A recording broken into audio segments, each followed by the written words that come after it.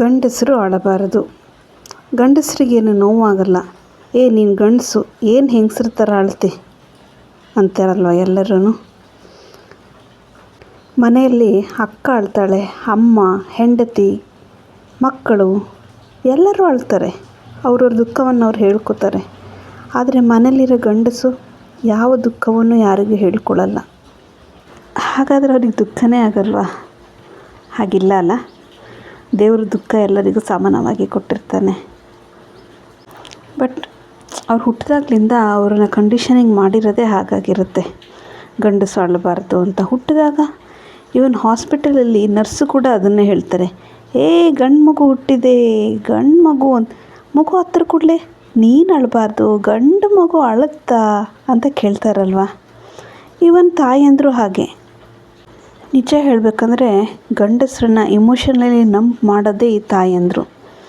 ಮಗು ಚೂರು ದೊಡ್ಡದಾಗ್ತಿದ್ದಂಗೆ ಹೇಳ್ತಾರೆ, ನಂದು ಗಂಡು ಮಗು ಅಳುತ್ತಾ, ಗಂಡು ಮಗು ಹಾಗಿರುತ್ತೆ, ಗಂಡು ಮಗು ಹೀಗಿರುತ್ತೆ ಅಂತ ಹೇಳಿ ಆ್ಯಕ್ಚುಲಿ ಹೇಳಬೇಕಂದ್ರೆ ಕೆಲವೊಂದು ಗಂಡು ಮಕ್ಕಳು ನಾರ್ಸಿಸಿಸ್ಟೇ ಆಗಿಬಿಟ್ಟಿರ್ತಾರೆ. ಇದಕ್ಕೆ ಮೇಯ್ನ್ ರೀಸನ್ ಅವ್ರ ತಾಯಿಯಂದರು. ಒಂದು ಕಿರೀಟ ಹಾಕಿ ಅವ್ರನ್ನ ಏನೋ ಇಲ್ಲದ ಥರ ಬೆಳೆಸ್ಬಿಡ್ತಾರೆ, ಏನೋ ಭಯಂಕರ ಅನ್ನೋ ಥರದಲ್ಲಿ ಟ್ರೀಟ್ ಮಾಡಿಬಿಡ್ತಾರೆ. ಆದರೆ ಒಳಗಿಂದ ಅವ್ರಿಗೆ ಗೊತ್ತಿರಲ್ಲ ಅವರು ಮಗನ್ನ ಎಷ್ಟು ಹಾಳು ಮಾಡ್ತಾಯಿದ್ದಾರೆ ಅಂತ. ಹೀಗಾಗೆ ಅಲ್ವಾ ನಮ್ಮ ಸಮಾಜದಲ್ಲಿ ಹೃದಯಾಘಾತ ಅತಿಯಾಗಿ ಆಗೋದು ಗಂಡಸರಲ್ಲೇ ಕಂಪೇರ್ ಟು ವುಮೆನ್ಸ್. ಈ ಹೃದಯಾಘಾತ, ಎಡಿಕ್ಷನ್ಸ್ ಇವೆಲ್ಲ ಹೆಚ್ಚಾಗಿ ಗಂಡಸರಲ್ಲೇ ಜಾಸ್ತಿ ಇರುತ್ತೆ. ಕೆಲವೊಬ್ಬರು ಇದಕ್ಕೆಲ್ಲ ಇನ್ಫ್ಲುಯೆನ್ಸ್ ಆಗಿ ಜಾಸ್ತಿನೇ ಸ್ಟ್ರಾಂಗಾಗಿ ಬೆಳೆದ್ಬಿಡ್ತಾರೆ. ಅವರಲ್ಲಿ ಯಾವ ಇಮೋಷನ್ಸು ಇರಲ್ಲ. ಹೆಚ್ಚು ಕಮ್ಮಿ ಹೃದಯದ ಬಾಗಿಲು ಯಾವಾಗಲೂ ಹಾಕ್ಕೊಂಡೇ ಇರುತ್ತೆ. ಎಲ್ಲ ಕೂಡ ಫಾರ್ಮಾಲಿಟೀಸ್ ಲೆಕ್ಕದಲ್ಲೇ ಆಗಿರುತ್ತೆ ಅವರಿಗೆ.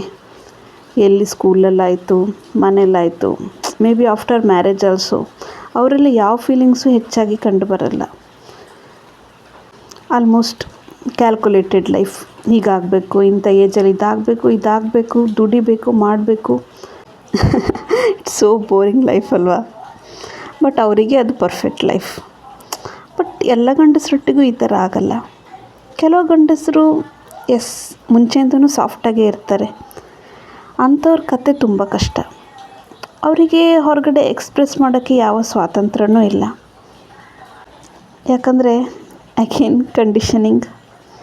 ಸ್ಕೂಲಲ್ಲಿ ಪೆಟ್ಟು ತಿಂದು ನೋವಾದರೂ ಕೂಡ ಅವ್ರ ಅಮ್ಮ ಹೇಳಿರೋದನ್ನು ನೆನ್ಪು ಮಾಡ್ಕೋತಾರೆ. No boys don't cry. ಎಷ್ಟೇ ನೋವಾದರೂ ಅವರು ಅದನ್ನು ತೋರಿಸ್ಕೊಳ್ಳಲ್ಲ, ಸುಮ್ಮನೆ ಇರ್ತಾರೆ. ಇನ್ನು ಕಾಲೇಜಿಗೆ ಬಂದು ಬ್ರೇಕಪ್ ಆದ್ರೂ ಎಲ್ಲೋ ಒಂಚೂರು ಕಣ್ಣೀರು ಹಾಕ್ಬೇಕು ಅನ್ಸಿದ್ರು ಫ್ರೆಂಡ್ಸ್ ಹೇಳ್ತಾರೆ, ಗಂಡು ಮಕ್ಳು ಅಳ್ತಾರ, ಬಿಡೋ ಮಚ್ಚ ಅಂತ. ಮುಗ್ದೋಯ್ತು ಅಲ್ಲಿಗೂ. ಯಾವ ಕಾರಣಕ್ಕೂ ಎಲ್ಲೂ ಎಕ್ಸ್ಪ್ರೆಸ್ ಮಾಡೋಂಗಿಲ್ಲ ಮತ್ತು ಅದನ್ನು. ಹಾಗಾದರೆ ಇಂಥ ಹೆವಿ ಎಮೋಷನ್ಸ್ ಎಲ್ಲ ಎಲ್ಲಿಗೆ ಹೋಗಬೇಕು? ಅವರು ಅದನ್ನು ಎಲ್ಲಿ ಎಕ್ಸ್ಪ್ರೆಸ್ ಮಾಡಬೇಕು? ನಾನು ಹಾಸ್ಪಿಟ್ಲಲ್ಲಿ ಒಂದು ಕೇಸ್ ನೋಡಿದ್ದೆ. ಆ್ಯಕ್ಚುಲಿ ಹೆಂಡತಿ ಡೆಲಿವರಿ, ಮಗು ಸತ್ತೋಗಿದೆ. ಹುಟ್ಟುವಾಗಲೇ ಮಗು ಸತ್ತೋಗಿದೆ.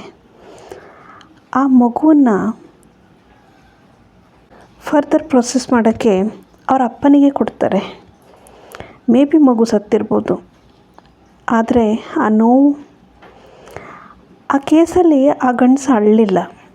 ಆದರೆ ಸ್ವಲ್ಪ ಇಮೋಷ್ನಲ್ ಆಗ್ತಿತ್ತಷ್ಟೇ. ಲೈಟಾಗಿ ಅದ್ರ ಫೇಸಲ್ಲಿ ಚೇಂಜ್ ಕಾಣಿಸ್ತಿತ್ತು.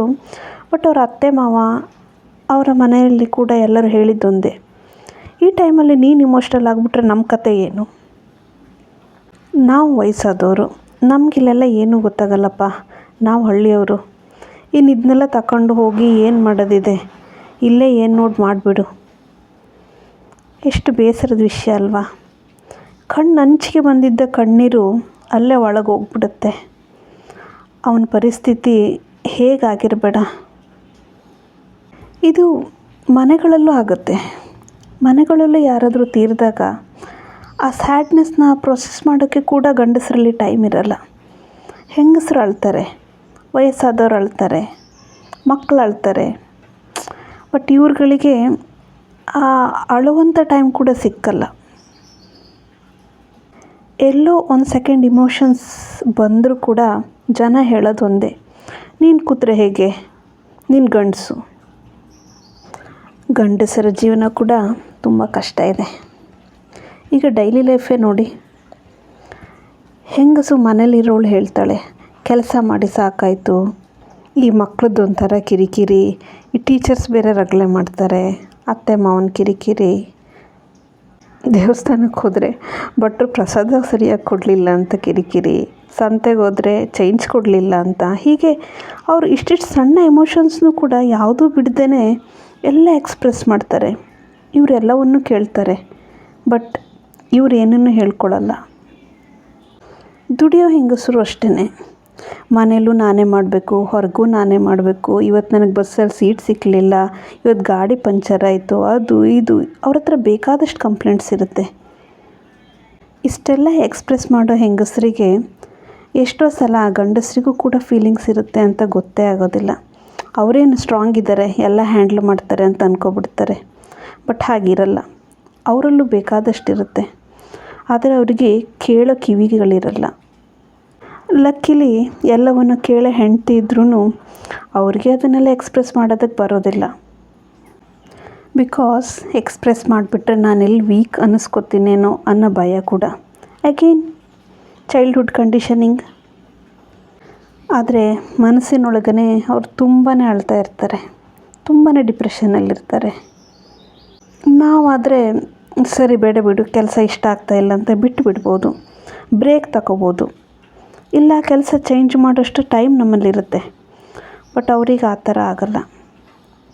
ಫ್ಯಾಮಿಲಿ ಇರುತ್ತೆ, ಇಷ್ಟ ಇದೆಯೋ ಇಲ್ವೋ, ಯಾವ ಫೀಲಿಂಗ್ಸ್ಗೂ ಬೆಲೆ ಕೊಡೋಷ್ಟು ಪುರ್ಸೊತ್ತು ಕೂಡ ಅವ್ರ ಹತ್ರ ಇರಲ್ಲ. ಕೆಲಸಕ್ಕೆ ಹೋಗಲೇಬೇಕು, ತಿಂಗಳ EMI ಅಂತೂ ಕಟ್ಟಲೇಬೇಕಲ್ಲ, ಎಲ್ಲಿಂದ ಬ್ರೇಕ್ ತಗೋತಾರೆ. ಆದರೆ ಇವು ಯಾವುದನ್ನು ಕೂಡ ಅವ್ರು ಯಾರ ಹತ್ರನೂ ಹೇಳ್ಕೊಳ್ಳಲ್ಲ. Men do cry, but they don't have space to cry. ಆ ಸ್ಪೇಸ್ನ ನಾವು ಅವರಿಗೆ ಮಾಡಿಕೊಡ್ಬೇಕು.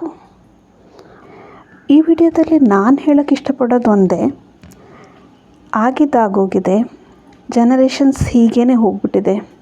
ಬಟ್ ಅಟ್ಲೀಸ್ಟ್ ನಮ್ಮ ಮಕ್ಕಳಿಗೆ ನಾವು ಹೇಳ್ಕೊಡ್ಬೇಕಾಗಿರೋದು ಒಂದನ್ನೇ, ಗಂಡಸರು ಅಳೋಲ್ಲ ಅಲ್ಲ, ಗಂಡಸರು ಅಳಬಹುದು. ಗಂಡಸರು ಅಳೋಲ್ಲ ಅಲ್ಲ, ನಿಜವಾದ ಗಂಡಸು ಅಳಸಲ್ಲ. ಈ ಪುಟ್ಟ ವಿಚಾರದೊಂದಿಗೆ ಇವತ್ತಿನ ವಿಡಿಯೋ ಮುಗಿಸ್ತಾ ಇದ್ದೀನಿ. ಇಷ್ಟ ಆದಲ್ಲಿ please do subscribe and your comments R most welcome. ಹಾಗೆ ಲೈಕ್ ಮಾಡೋದನ್ನು ಮರಿಬೇಡಿ. ಬಾಯ್.